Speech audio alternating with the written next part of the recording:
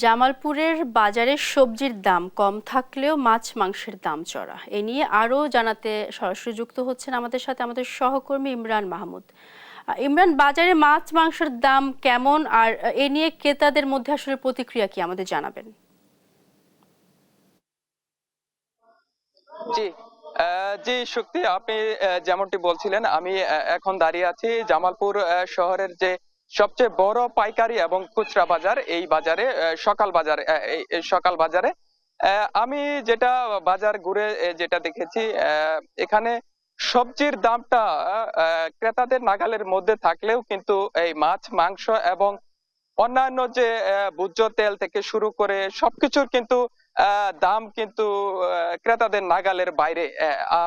আমি যদি আরেকটু বলতে চাই যে আজকে সকাল বাজারের পুরো বাজার ঘুরে দেখেছি যে অন্যান্য যে সবজিগুলা বিক্রি হচ্ছে, যেমন আলু পাইকারি বিক্রি হচ্ছে 13 থেকে 14 টাকায়, বেগুন খুচরা বিক্রি হচ্ছে 20 টাকা, পেঁয়াজ 35 থেকে 36 টাকায় বিক্রি হচ্ছে, এবং ফুলকপি প্রতি পিস বিক্রি হচ্ছে 30 টাকায়, গাজর 30 টাকা কেজি এবং টমেটো 30 টাকা কেজি। এবং আমি যদি আরেকটু বলি, কাঁচামরিচ 20 থেকে 25 টাকায় বিক্রি হচ্ছে, এবং শসা কিন্তু বিক্রি হচ্ছে 20 টাকা দরে, এবং পাইকারি বিক্রি হচ্ছে 12 থেকে 13 টাকায়।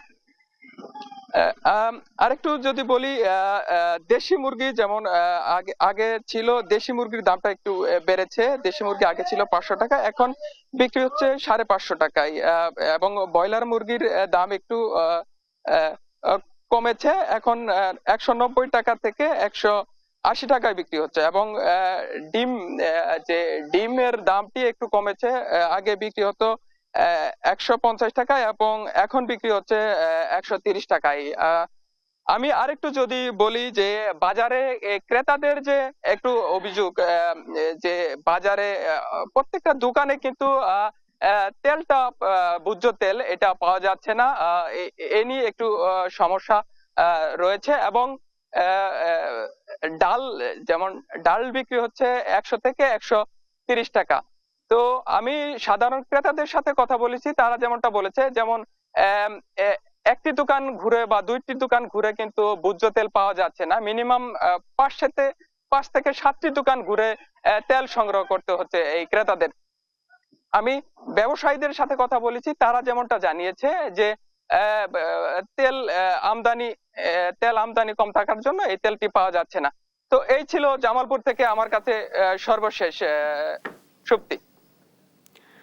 ইমরান, আপনাকে ধন্যবাদ। দর্শক, জামালপুরের নিত্য প্রয়োজনীয় বাজারের সার্বিক পরিস্থিতি জানছিলাম সহকর্মী ইমরান মাহমুদের কাছ থেকে।